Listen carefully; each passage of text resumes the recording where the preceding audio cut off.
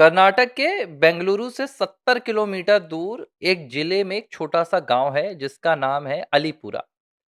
इसी अलीपुरा को mini Iran के नाम से भी जाना जाता है क्योंकि यहाँ की जो आबादी है वो शिया मुस्लिमों की है। और इसी गांव में साल 1986 में जो ईरान के राष्ट्रपति थे तब अयतुल्ला खमीनी, वो भारत के दौरे पर आए थे और इस गांव में जाकर उन्होंने एक हॉस्पिटल का उद्घाटन किया था। और 1986 के इस दौरे के बाद से इस पूरे गांव का खमीनी के साथ एक अलग ही आत्मीय संबंध हो गया था। खमीनी के साथ इनका एक अपनापन हो गया था।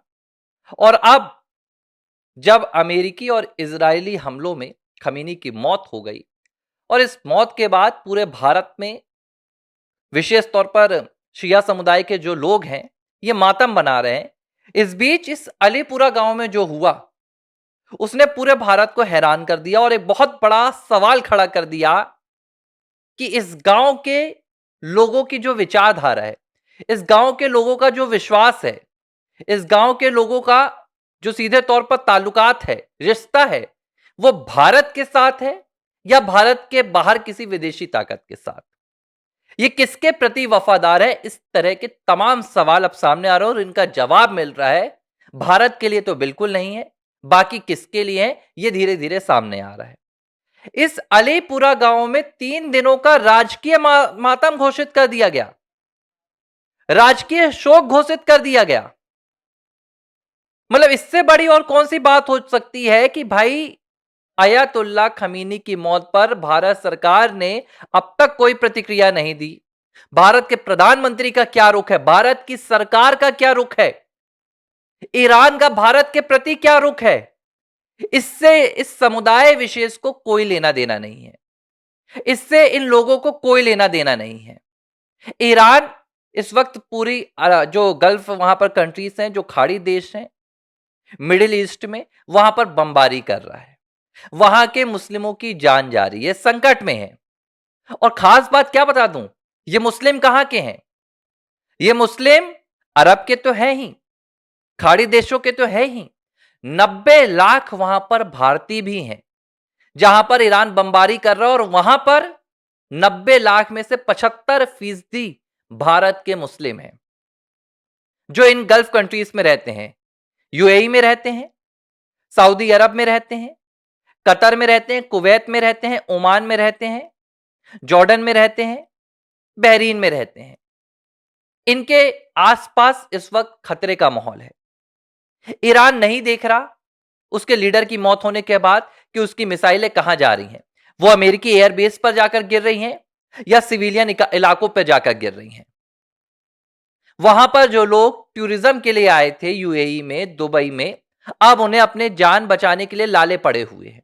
वो यहां वहां जा रहे हैं। जो भारत के गरीब मुस्लिम, यूपी के, कर्नाटक के, केरल के, वो जो दुबई काम करने गए थे, जो कतर काम करने गए थे, जो कोई दोहा में काम कर रहा है, कोई ओमान में काम कर रहा है, अब उसे यह देखना पड़ रहा है कि वो अपनी जान कैसे बचाए।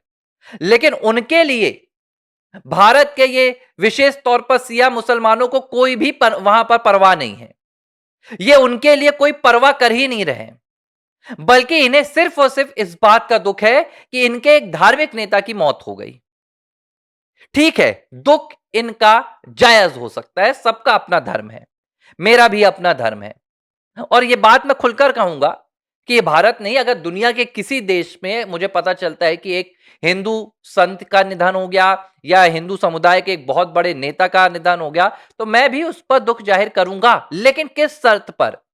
मैं ये भी देखूंगा कि उसका भारत के प्रति, वो भले हिंदू है, फर्क नहीं पड़ता, लेकिन उसका भारत के प्रति क्या रवैया था।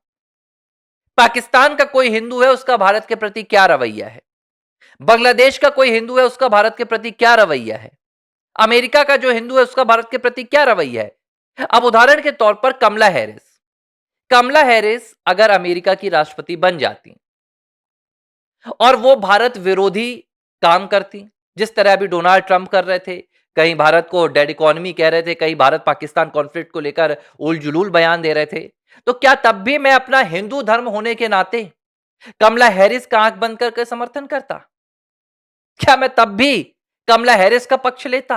नहीं लेता। लेकिन भारत में फिलहाल जो सिया समुदाय के ज्यादातर जो मुस्लिम हैं, वो कह रहे हैं कि हमें फर्क नहीं पड़ता, हम इंडिया में रहते हैं या हम कहां रहते हैं, हम ईरान के सुप्रीम लीडर का समर्थन करेंगे, हम अपने आप को ईरानी मानते हैं। एक महिला का बयान आया, एक 11 साल के बच्चे का भी बयान आया।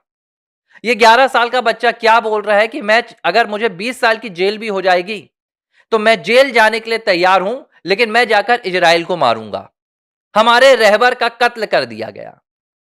सवाल ये नहीं उठ रहा है कि ये 11 साल का बच्चा ऐसा क्यों बोल रहा है। ये 11 साल का बच्चा, इसे पता भी नहीं ये क्या बोल रहा है, लेकिन सवाल ये उठता है कि इससे बुलवाने वाले कौन है। जाहिर सी बात है 11 साल के बच्चे ने अपनी मां, अपने बाप से सीखा होगा या उस जगह से सीखा होगा जहां पर ये जाकर बैठता है। ऐसे बच्चे कहां जाते हैं? ये स्कूलों से ज्यादा मदरसों में जाते हैं। 5 बार ये नमाज अदा करने जाते हैं, तो वहां जाकर ये क्या सीख रहे हैं? इस तरह की बातें, इस तरह की राजनीतिक बातें, अंतरराष्ट्रीय बातें। इन्हें 11 साल में, मैं सीधे बोल रहा हूं, अभी इन्हें अलग से बोल दिया जाएगा ना, अबे सोच लो, तो सोच नहीं पाएंगे। लेकिन इन्हें यह बात पता है कि हमारा रहबर कौन है, इजराइल ने गलत किया, ईरान ने सही किया। भारत के मुस्लिम आज जो ईरान का समर्थन कर रहे हैं, आज मुझे यह पूछना है कि आज ये अरब का समर्थन क्यों नहीं कर रहे हैं, यूएई का समर्थन क्यों नहीं कर रहे हैं, सऊदी अरब का क्यों नहीं कर रहे हैं, कतर का क्यों नहीं कर रहे हैं, ये आपके कुवैत का समर्थन क्यों नहीं कर रहे हैं, बहरीन का समर्थन क्यों नहीं कर रहे हैं, जॉर्डन का समर्थन क्यों नहीं कर रहे हैं, ओमान का समर्थन क्यों नहीं कर रहे हैं? क्या यहां पर मुस्लिम नहीं रहते? रहते हैं, यहां भी मुस्लिम रहते हैं। लेकिन ईरान इन कंट्रीज में बमबारी कर रहा है, लेकिन इन्हें कोई परवाह नहीं है। अब जब ये तमाम बातें हम देखते हैं, तो इनका जो निष्कर्ष निकलता है वो बड़ा खौफ जदा है, वो बहुत दर्दनाक निष्कर्ष है, वो बहुत दर्द भरा निष्कर्ष है। और निष्कर्ष क्या है? निष्कर्ष यह है कि भारत को यह बात अब माननी पड़ेगी, भारत को यह बात अब स्वीकारनी पड़ेगी कि जिस संविधान की बातें कर करके भारत में बार बार अराजकता की स्थिति पैदा करनी होगी की कोशिश की जाती है, जिस संविधान की बात करके ये तमाम लोग भारत में तमाम अधिकार लेते हैं, भारत की सरकार से हर सुविधा लेते हैं, भारत के टैक्स पेयर के पैसों से यह हर चीज करते हैं, लेकिन जब बात समर्थन की आती है, जब बात नैतिकता की आती है, तो ये संविधान को किनारे फेंक देते हैं और सिर्फ अपनी धार्मिक किताबों की बात मानते हैं, सिर्फ अपने धार्मिक नेताओं की बात मानते हैं। और यह भारत के लिए दुनिया में बहुत बड़ा खतरा है, क्योंकि इनकी आबादी बहुत ज्यादा है। अब तक तो ये बातें यहां तक आकर रुक जाती थी कि हम वंदे मातरम नहीं बोलेंगे, हम जय हिंद नहीं बोलेंगे, हम सैल्यूट नहीं करेंगे, हम भारत माता की जय नहीं बोलेंगे।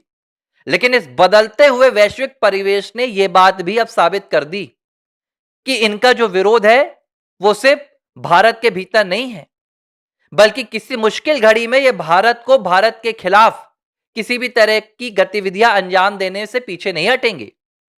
और यह सवाल बार बार आ रहा है और लोग पूछ रहे हैं, एक दूसरे से बात कर रहे हैं कि कल को अगर ईरान तो अब मतवाले हाथी की तरह हो गया है, ईरान को कुछ नजर नहीं आ रहा है, और इसी जद में अगर ईरान भारत के खिलाफ भी मुहिम छेड़ता है और इस तरह की अगर परिस्थिति बनती है कि भारत को, भारत की जनता का समर्थन चाहिए, तो क्या ये शिया समुदाय के लोग ईरान का समर्थन करेंगे या भारत का समर्थन करेंगे? जो हालात दिख रहे हैं उससे इस बात की उम्मीद लगाना बहुत बड़ी बेवकूफी होगी कि ये भारत का समर्थन करेंगे, क्योंकि ये खुलकर कह रहे हैं कि हम भारत का समर्थन नहीं करेंगे। सड़कों पर उतरा हुआ इनका विरोध चीख चीख के बता रहा है कि ये भारत का समर्थन नहीं कर रहे हैं। जम्मू कश्मीर के मुख्यमंत्री उमर अब्दुल्ला, कांग्रेस पार्टी के मल्लिकार्जुन खड़गे, शिवसेना उद्धव ठाकरे गुट के नेता संजय राउत, आम आदमी पार्टी के नेता संजय सिंह, पवन खेड़ा कांग्रेस के, जयराम रमेश, महबूबा मुफ्ती, ये भारत के नेता हैं। लेकिन ये जो काम कर रहे हैं, इनके जो आंसू बह रहे हैं वो ईरानी नेताओं से ज्यादा बह रहे हैं। जो ईरान में सुप्रीम लीडर के अपने थे वो कम रो रहे हैं, लेकिन उनसे ज्यादा ये रो रहे हैं। सवाल ये उठ रहा है कि आपकी जो नैतिकता है वो क्या आपने बेच खाई है? क्या आपको यह नजर नहीं आ रहा कि भारत के हित किसके साथ जुड़े हैं? आप सिर्फ मजहबी हित को क्यों देख रहे हैं?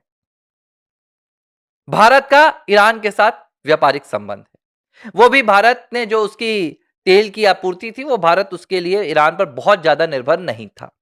ठीक है, भारत ने चाबहार पोर्ट पर जो पैसे लगाए थे, वो एक अलग बात हो गई। हालाँकि जो अभी हाल ही में बजट आया था, इस बजट में भारत ने ईरान के बंदरगाहों के लिए कुछ भी नहीं रखा था। ये भारत की पहले से भविष्य को लेकर दृष्टि थी। इज़राइल जो है, वो भारत का रणनीतिक साझेदार भी है। इज़राइल के साथ हमारे व्यापारिक संबंध भी हैं। इज़राइल हमें टेक्नोलॉजी देता है, इज़राइल हमें हथियार देता है, डिफेंस में हमारी मदद करता है और उसी के सहारे इन तमाम चीज़ों को हासिल करने के बाद भारत अपने देश की सुरक्षा करता है। भारत अपने देश की रक्षा करता है। जब भारत पर आतंकवादी हमले होते हैं, तो दुनिया के कोई बड़े देश साथ दे ना दे, इज़राइल खुलकर कहता है कि हम भारत का साथ देंगे और हम इस हमले के खिलाफ हैं। लेकिन क्या इस तरह का व्यवहार आपको ईरान की तरफ से देखने के लिए मिलता है? नहीं मिलता है। यही सबसे बड़ी वजह है जो लोगों को समझ में नहीं आ रही है कि आप अगर मजहबी आधार पर चलेंगे तो आप कहीं जाकर नहीं पहुंचेंगे। आज जो ईरान मुस्लिमों को नहीं छोड़ रहा है, कल वो अपना फायदा देखकर आपको भी नहीं छोड़ेगा। ईरान को यह परवाह भी नहीं है, ईरान इनका समर्थन मांग भी नहीं रहा है। सबसे बड़ी बात यह है, ईरान ने अब तक नहीं कहा कि आओ मेरा समर्थन करो, लेकिन यह समर्थन करने में आतुर हैं। यही विडंबना है। यही विडंबना है कि एक कोट आ रहा है, भारतीय टीम के खिलाड़ी भी हैं, युजवेंद्र चहल, उन्होंने साझा किया तो सोशल मीडिया पर खूब भी चढ़ा, जिसमें ये कहा जा रहा है कि support the country you live in और live in the country you support. या तो जिस देश में रहते हो उसका समर्थन करो, या जिस देश का समर्थन करना है उस देश में जाकर रहो। लेकिन भारत में ये दोनों बातें नहीं हो रही हैं।